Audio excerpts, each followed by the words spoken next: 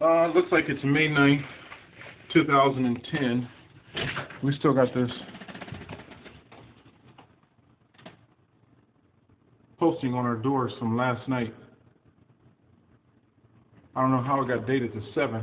They must have waited a day too late to put it up because this just got put up last night.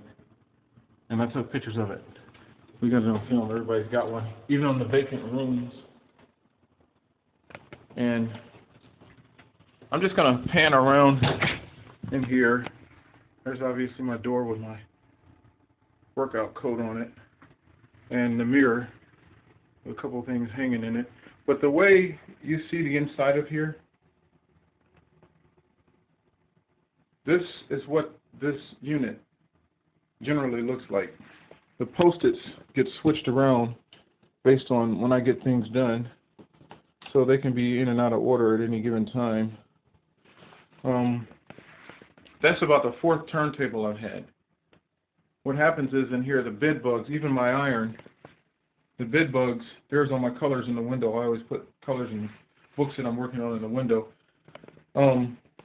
They get into your electronics and they short them out, just like my laptop. I'm shocked that when I told the L&I inspector that I was at Barnes & Noble and bed bugs come out of my laptop, I'm shocked she didn't immediately scream electric shock hazard, because a bed bug can short out the motherboard on any computer or anything. It doesn't even have to be the motherboard, because their bodies are full of blood, they're full of moisture, and when they defecate the blood, or the remains of the blood they suck out of people, and they'll do it right inside a laptop and short it right out.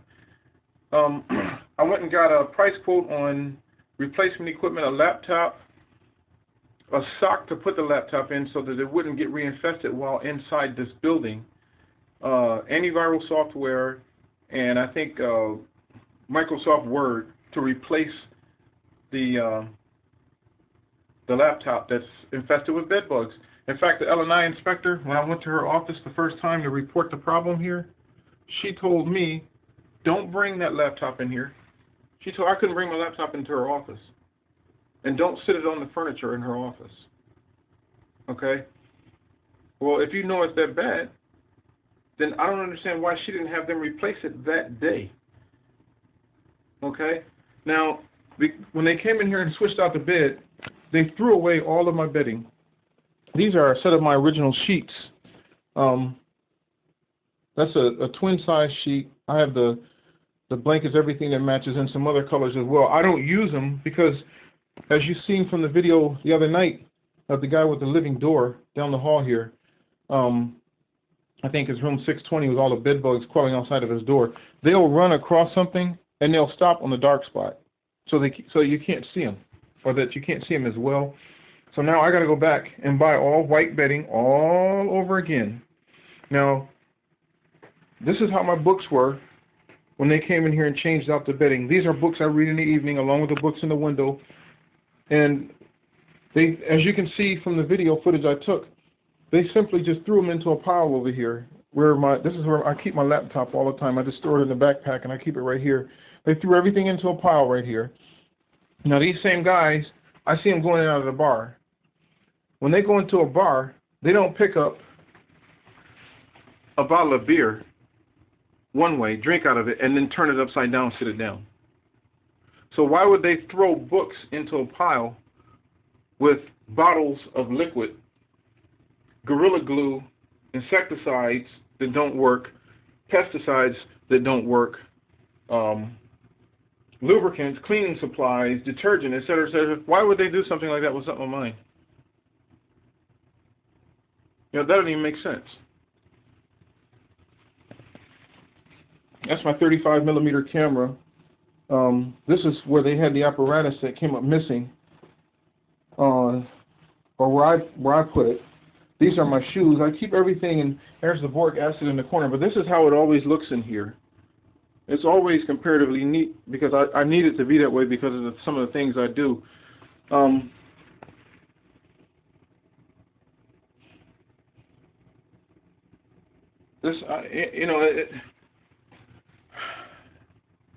This whole situation is somewhat mind-boggling to me. What's the name of this pest control company we got here? Home Paramount. Tomorrow, Home Paramount is supposed to be here to inspect the building. And I expect what's going to happen is the YMCA is going to have them, or try and get them, or the management company that runs the YMCA, the residential side of the YMCA, to sign off on the bed bug problem. So that if they get sued, they can sue Home Paramount. Now here's the thing. As I said,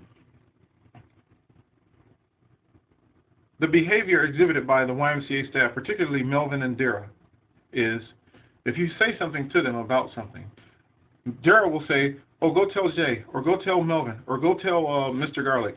If you tell Melvin, he'll say, oh, well, go tell Dara, and go tell Mr. Garlic, and go tell Jay.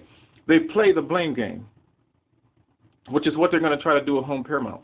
The thing is when Home Paramount comes here tomorrow and inspects this floor, beyond the shadow of a doubt, they're going to find some bed bug infestations, because I know my buddy over here has them, and we got them on video just a matter of days ago, a couple of days ago. They're going to come back and exterminate. The problem is, when they sign off on the bed bugs, are they going to be able to sign off on the bed bug eggs? See, because you can kill every bed bug on this floor and in this building, but unless you kill the eggs, you haven't done a thing. The reinfestations I've had, what I've done is, you can't see from here, but see, even inside my closet, I keep it neat. The previous photos, it doesn't show it this neat, but the reason it's because I had to wash clothes every single night. Like now, I gotta go buy a white sheet and a white blanket so that I can protect myself. And I got to wash clothes every night. So tonight when I get back here, I got to rip the closet back apart. This new bed, by the way, has the same openings bed bugs live in. See how you can see daylight through some of them? That's where they live.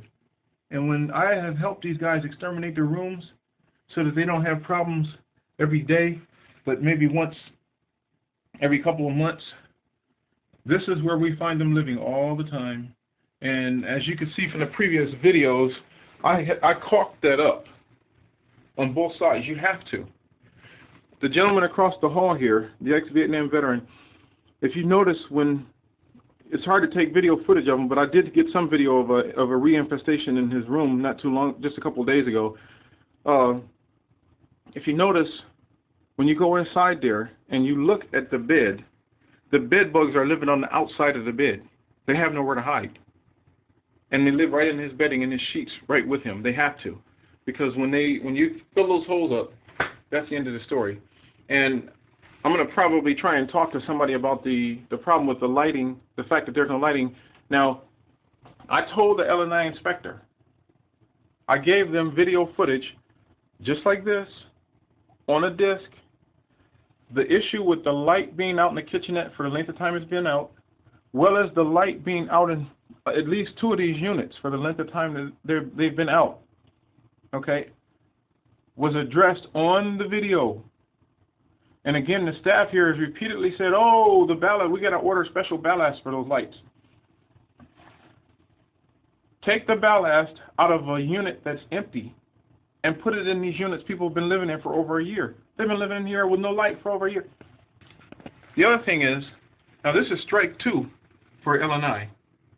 When I told her that, then sent the video, ballast is non-wearing. There are no levers, there's no wheels, there are no switches, nothing. It's just a great big resistor.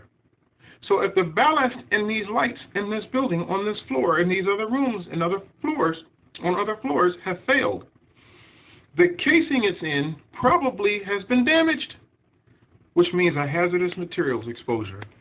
Now, again, I'm shocked that she didn't have them replace the laptop. I can't believe she didn't give them 24 hours to have that ballast situation addressed. If it's true, these lights need ballast. She was supposed to have known that. So again, L&I, that's strike 2.